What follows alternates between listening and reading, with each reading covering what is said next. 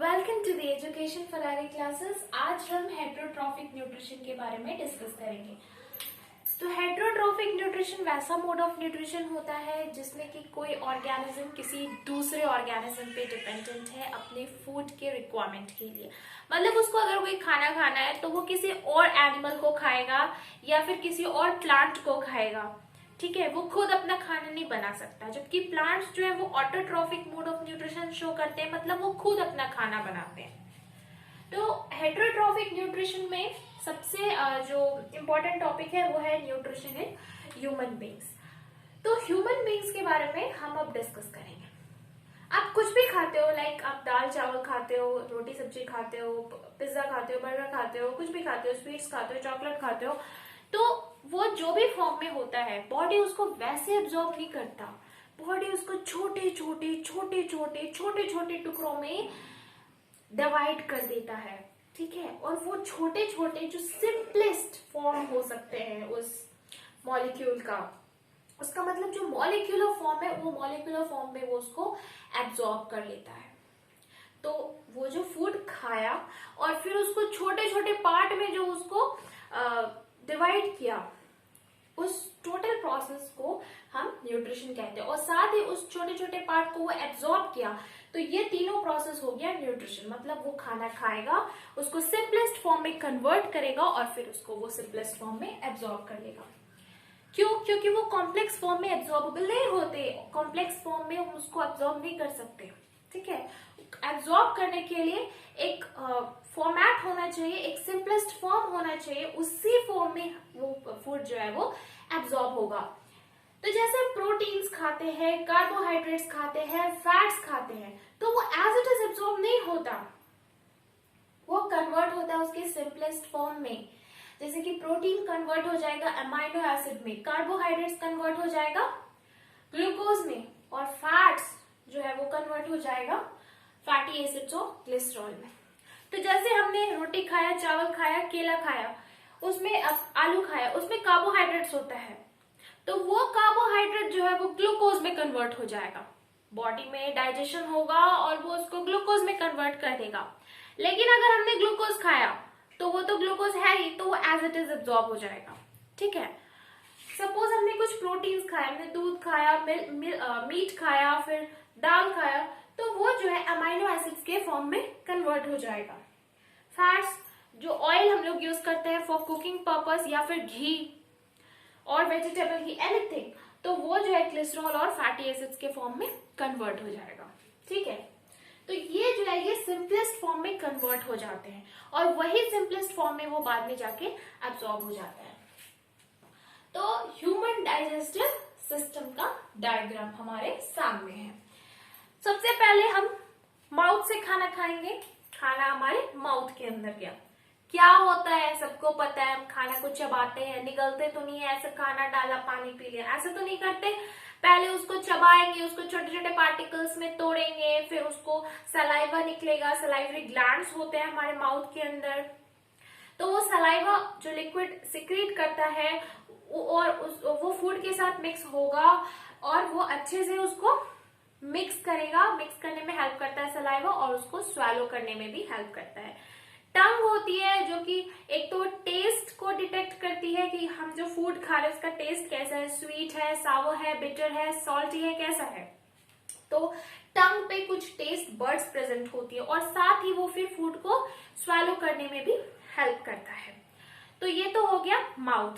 अब हमने खाना को स्वैलो कर लिया है। स्वैलो करने के बाद वो आता है इसोफेगस में। यहाँ पे ये जो नेसल पैसेज दिख रहा है आपको, ये नेसल पैसेज दिख रहा है, और ये जो रेड कलर का जो है पाइप, वो है फूड का पैसेज, बक्कल कैविटी है वो एक्चुअली। यहाँ पे ये वाला जो पार्ट है वो क्या है, टंग है। तो नेसल पैसेज से एयर आता है और माउथ से क्या आता है, बक्कल कैविटी से क्या आता है, फूड आता है। और ये कॉमन रीजन में आके मिलता है, उस कॉमन रीजन को हमने क्या बोला, फैरिंग्स। फैरिंग्स से फिर फूड आ जाएगा इसोफेगस में।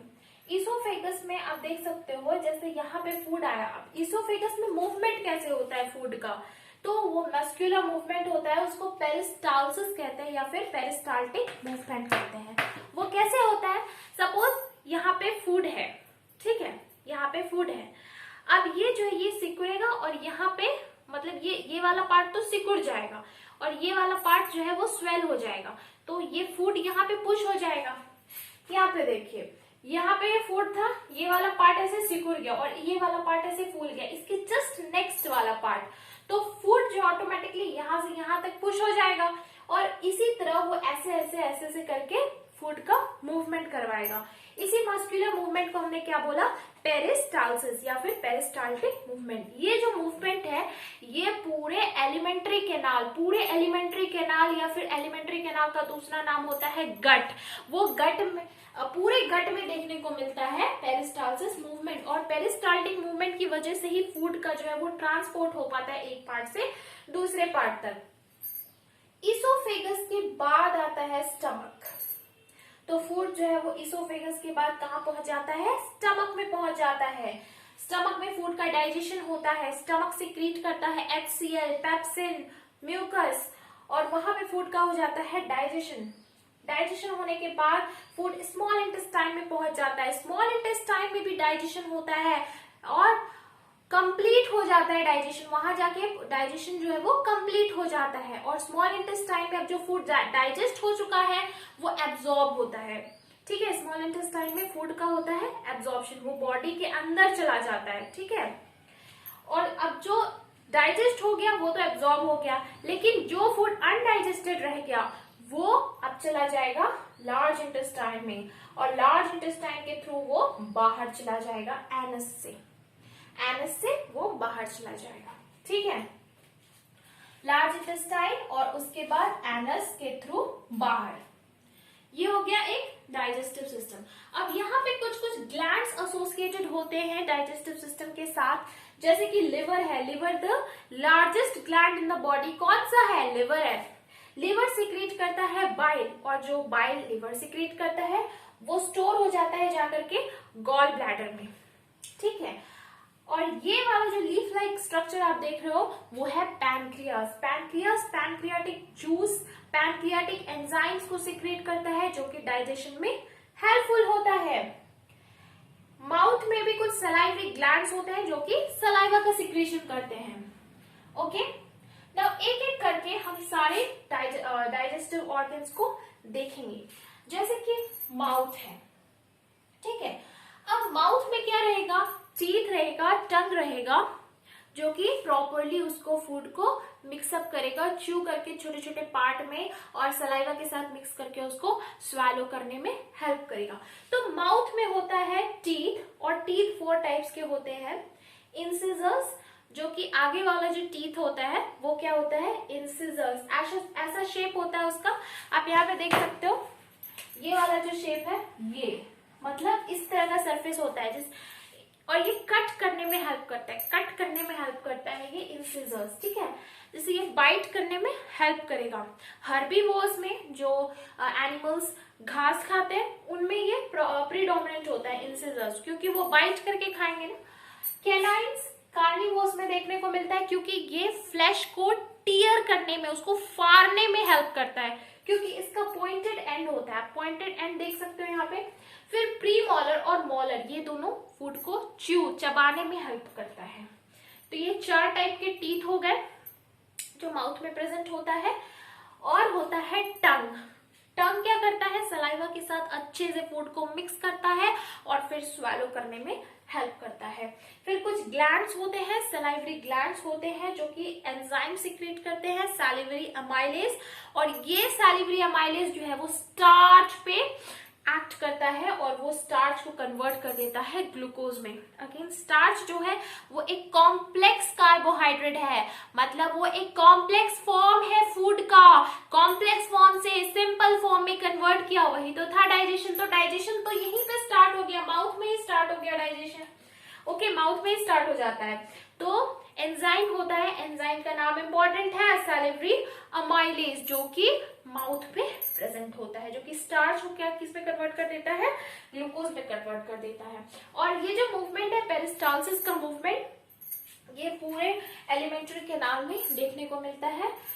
यहाँ पे मैंने इसोफेगस में इसको शो किया है, ठीक है। ये मस्कुलर मूवमेंट जैसे मैंने आपको बताया था वैसा मूवमेंट जिसकी वजह से फूड एक पर्टिकुलर डायरेक्शन में ट्रैवल करता है। कभी कभी क्या होता है, रिवर्स पेरिस्टाल्सिस होता है, जिसकी वजह से क्या हो जाती है, वॉमिटिंग, नोजिया, ये सब हो जाता है। नोजिया क्या होता है, जो फीलिंग जो कि जस्ट वॉमिटिंग के जस्ट पहले आती है, दैट इज नोजिया। ठीक है, तो ये तो हो गया माउथ और इसोफेगस का फंक्शन। अब हम आते हैं स्टमक में। स्टमक कहाँ है, स्टमक यहाँ पे है। ये जो जे शेप का बैग लाइक स्ट्रक्चर है, यही क्या है, हमारा स्टमक है। ठीक है, यहाँ पे ये तीन चीज सिक्रीट होते हैं, HCl, हाइड्रोक्लोरिक एसिड। ये एसिडिक मीडियम प्रोवाइड करता है, जिसकी वजह से अगर फूड के साथ कुछ कुछ जर्म्स आ गए हो तो वो जर्म्स को किल करता है। कि एसिड इतना ज्यादा एसिडिक मीडियम प्रोवाइड करता है कि जर्म्स जो है वो किल हो जाते हैं। तो अब आप सोच रहे होंगे कि अगर इतना ज्यादा एसिडिक मीडियम हमारे पेट के अंदर, तो पेट तो गल जाएगा, पेट तो जल जाएगा। लेकिन ऐसा नहीं होता है, क्योंकि उसको बचाने वाला भी वहीं पे मौजूद होता है, वो होता है म्यूकस। म्यूकस का एक लाइनिंग प्रेजेंट होता है, मतलब स्टमक के इनर लाइनिंग में म्यूकस कोटिंग होती है, म्यूकस से वो ढका हुआ रहता है, म्यूकस का लेयर होता है उसके ऊपर, जिसकी वजह से हाइड्रोक्लोरिक एसिड और स्टमक के वॉल में कांटेक्ट नहीं हो पाता है, क्योंकि बीच में क्या आ जाता है, म्यूकस आ जाता है। ठीक है, उसकी वजह से ये प्रोटेक्ट हो जाता है स्टमक का वॉल। पेप्सिन सिक्रीट करता है। पेप्सिन एंजाइम है जो कि प्रोटीन पे एक्ट करता है और वो प्रोटीन का डाइजेशन कर देता है, उसको अमाइनो एसिड्स में कन्वर्ट कर देता है। फिर आते हैं स्मॉल इंटेस्टाइन में। स्मॉल इंटेस्टाइन जो है वो लॉन्गेस्ट पार्ट होता है डाइजेस्टिव सिस्टम का, और यहाँ पे जो है डाइजेशन कंप्लीट हो जाता है। सारी चीजों के डाइजेशन होती है यहाँ पे, कार्बोहाइड्रेट्स, फैट्स, प्रोटीन्स। कैसे, क्योंकि देखो यहाँ पे जो गॉल ब्लैडर आ रहा है वो भी अपना बाइल का जो बाइल है वो भी स्मॉल इंटेस्टाइन में सिक्रीट करेगा।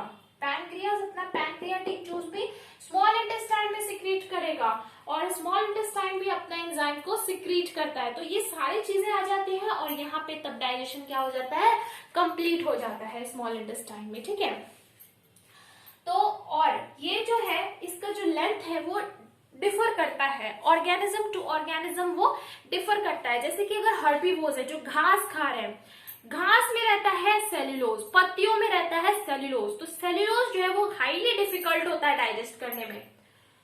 तो इसलिए क्योंकि उसके डाइजेशन में थोड़ी डिफिकल्टी है, इसलिए इसका जो लेंथ है वो इंक्रीज हो जाता है, लंबा और लंबा हो जाता है। ठीक है, तो ये हर्बीवोर में और लंबा दिखता है और कार्निवोर में कंपैरेटिवली शॉर्टर रहता है, लेकिन फिर भी ये लॉन्गेस्ट पार्ट है पूरे डाइजेस्टिव सिस्टम का। ठीक है, अब इसके अंदर मतलब स्मॉल इंटेस्टाइन के अंदर कुछ फिंगर लाइक प्रोजेक्शंस होते हैं। मैं यहाँ पे बनाती हूँ, यहाँ पे बना देती हूँ। ओके, फिंगर लाइक प्रोजेक्शंस होते हैं कुछ स्मॉल इंटेस्टाइन के अंदर ऐसे। ठीक है, इसमें ब्लड वेसल्स का सप्लाई होता है। Let's say that these are the blood vessels. ठीक है, इसको हमने क्या बोला, इसको हमने विलाई बोला। ठीक है, अब ये फ्लैट क्यों नहीं हुआ, इसका जो अंदर वाला सरफेस था वो फ्लैट भी तो हो सकता था। फ्लैट से क्या प्रॉब्लम थी एब्जॉर्ब करने में, फूड को एब्जॉर्ब करने में अगर सरफेस जो है वो अगर फ्लैट रहता तो क्या प्रॉब्लम हो जाती, कोई प्रॉब्लम नहीं होती। लेकिन ऐसे होने से क्या हो गया, इसका सरफेस एरिया इंक्रीज हो गया। ठीक है, मतलब अभी अगर मैं इसका एरिया देखूं, अभी एरिया तो आप छोड़ो, इसको लेंथ ही देख लो, आपको क्या लग रहा है अगर इसको सीधा करेंगे तो क्या इससे ज्यादा बड़ा नहीं होगा।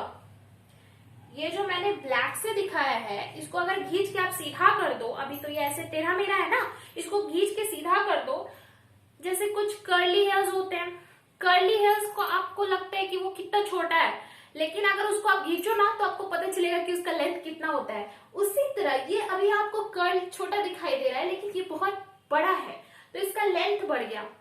अब लेंथ बढ़ेगा तो ये 2 डायमेंशनल फिगर है ना, अगर आप इसको 3D में देखोगे तो हम वहां पे एरिया की बात करेंगे। ठीक है, अब यहाँ पे इधर भी होगा, इधर उधर उस साइड भी होगा 3D में अगर देखोगे, तो मतलब उसका ओवरऑल एरिया इंक्रीज हो रहा है। ऐसे होने से, फिंगर लाइक स्ट्रक्चर होने से उसका एरिया क्या हो जा रहा है, इंक्रीज हो जा रहा है।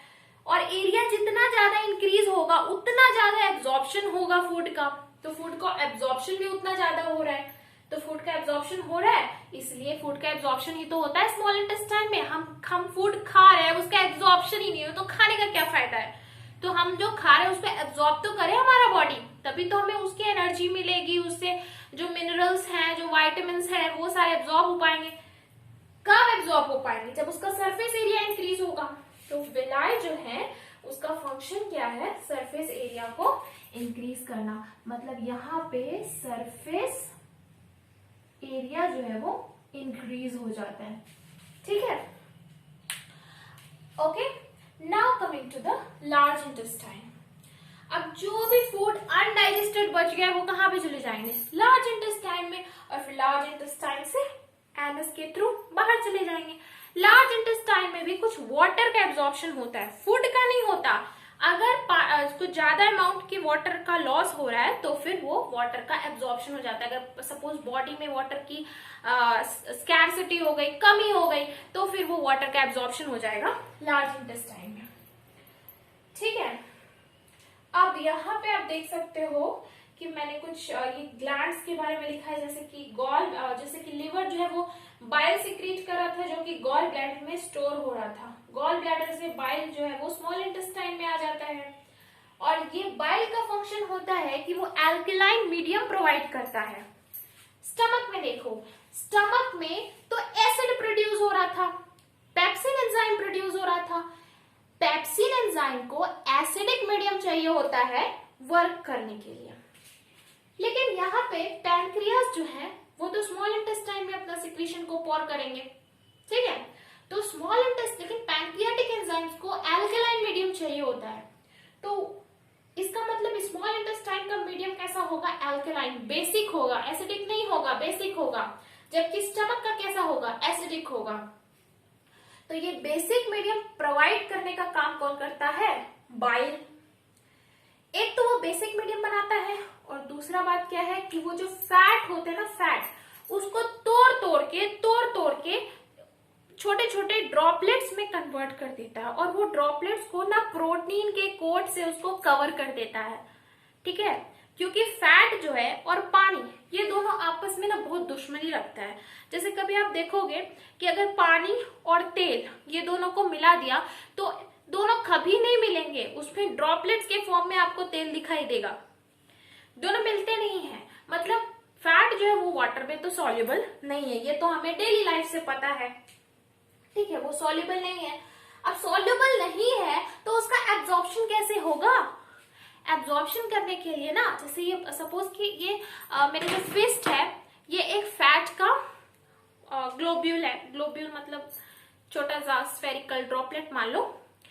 अब इसके ऊपर एक प्रोटीन का कवरिंग दे दिया, ठीक है। एक तो इसको छोटे छोटे पार्ट में डिवाइड कर दिया, एकदम छोटा छोटा पार्ट, मान लो कि बहुत छोटा पार्ट है, और इसको प्रोटीन से कवर कर दिया। अब प्रोटीन जो है वो वाटर सॉल्युबल है, तो ये भी, अब ये वाला जो ग्लोब्यूल था ये भी पानी में घुल जाएगा, क्योंकि इसका बाहर वाला कोटिंग जो है वो तो वाटर सॉल्युबल है, तो ये भी पानी में घुल जाएगा। तो इसी प्रोसेस को कहते हैं हम इमल्सिफिकेशन, इमल्सिफिकेशन कहते हैं, ओके। तो ये भी कौन फंक्शन भी कौन करता है? बाइल करता है। अब आते हैं पैनक्रियाटिक जूस पे। पैनक्रियाटिक जूस भी डाइजेशन करवाता है, उसमें भी बहुत सारे एंजाइम्स रहते हैं, जैसे कि आपके एनसीईआरटी में दिया हुआ है ट्रिप्सिन, और उससे मिलता जुलता नाम था काइमोट्रिप्सिन, इसलिए मैंने काइमोट्रिप्सिन में लिख दिया, आपको अच्छा खासा याद हो जाएगा। तो ट्रिप्सिन, काइमोट्रिप्सिन और लाइपेज भी होता है। ट्रिप्सिन और काइमोट्रिप्सिन तो प्रोटीन्स पे एक्ट करता है, और लाइपेज जो है वो फैट पे एक्ट करता है, और वो भी कौन सा फैट? जो कि पहले से बाइल ने इमल्सिफाई करके रखा होता है। अब कुछ एंजाइम्स जो है वो तो स्मॉल इंटेस्टाइन भी सिक्रीट करेगा, तो वो भी सिक्रीट करता है अपना इंटेस्टाइनल जूस को, और वो फाइनल और कंप्लीट डाइजेशन करवाता है कार्बोहाइड्रेट, प्रोटीन, फैट, सब का वो सिंपलेस्ट फॉर्म में लेके आ जाएगा। कौन से फॉर्म में?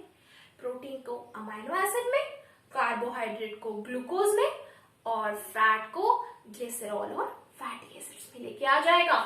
So with this we have completed nutrition and human beings digestion over. Next video में हम रेस्पिरेशन के बारे में डिस्कस करने वाले हैं, तो please visit my next video. Later on I will be giving the description in my I will be giving the link in my description box. If you like this video, please subscribe my channel for more such videos. Thank you. Stay happy and bye bye.